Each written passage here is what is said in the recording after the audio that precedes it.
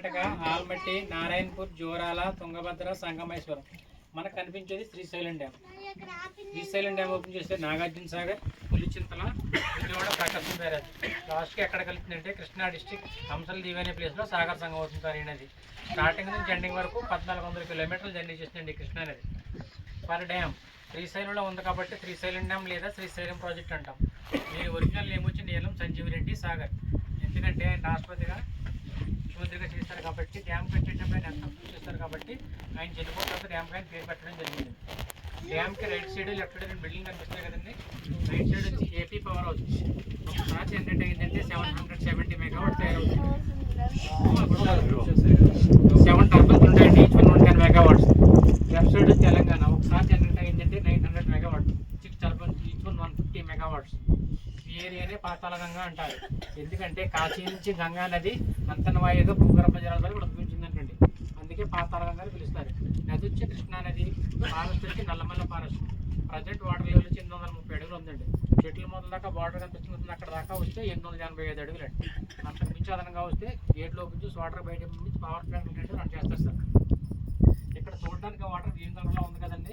కారణం ఏంటంటే చంద్రగుప్తుడు అనే మహారాజు తన కూతురు చేపల చేత నీటిగా పచ్చల బండ ఎన్నాడంటే అందుకే వాటర్ గ్రీన్ కలర్లో ఉంటుంది. చేతిలోకి తీసుకున్న వాటర్ బాటిల్లో పెట్టుకున్న డ్యామ్ బయటకు వెళ్ళి ప్యూర్ వైట్గా ఉంటుంది.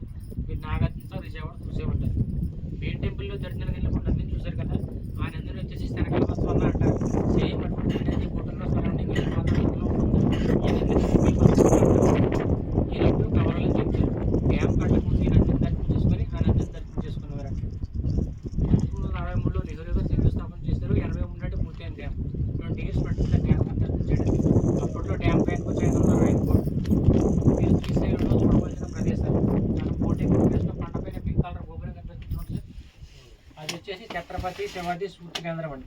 16వ శతాబ్దంలో యుద్ధంలో తన సైన్యం బలం చాలక అమ్మవారి శక్తి కోసం ఆ ప్రదేశంలో కొంతకాలం తపస్సు చేశారండి.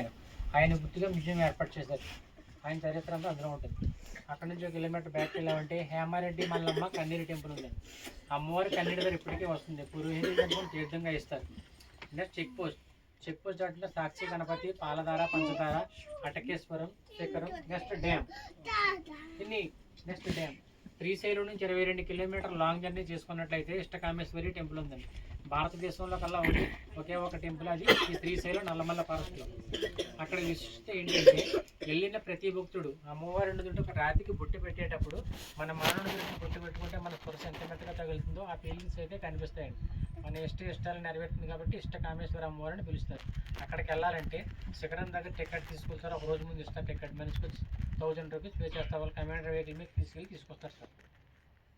మీరు ఎన్నో వేలు వందలు ఖర్చు పెట్టుకుని శ్రీశైలం వస్తారు సార్. కుదిరితే స్వామి దర్శనం, లడ్డు ప్రసాదాలు ఇలా బోటింగ్ చేస్తారు. మీరు ఎన్ని వేల రూపాయలు ఖర్చు పెట్టుకుని శ్రీశైలం వచ్చేటప్పుడు కానీ వెళ్ళేటప్పుడు కానీ ఆంధ్రవేలో సాక్షి గణపతి టెంపుల్ ఉంటారు. అక్కడ మీ గోత్రనామాలు చెప్పుకొని రావాలండి. ఎందుకంటే కైలాసంలో తన తండ్రి శివుడి దిట శ్రీశైలం ఎవరెవరు వచ్చారు ఎవరెవరు రాలేదని సాక్ష్యం పలిచారండి సార్.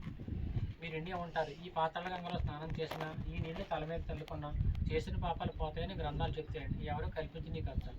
ఎందుకంటే శ్వేతాయుగంలో శ్రీరామచంద్రుడే ఈ పాతాళ గంగ స్నానం చేసి స్వామి అమ్మవారిని దర్శించుకుంటే పాపమోక్షం పొందినట్టు గ్రంథాలు చెప్తాయి.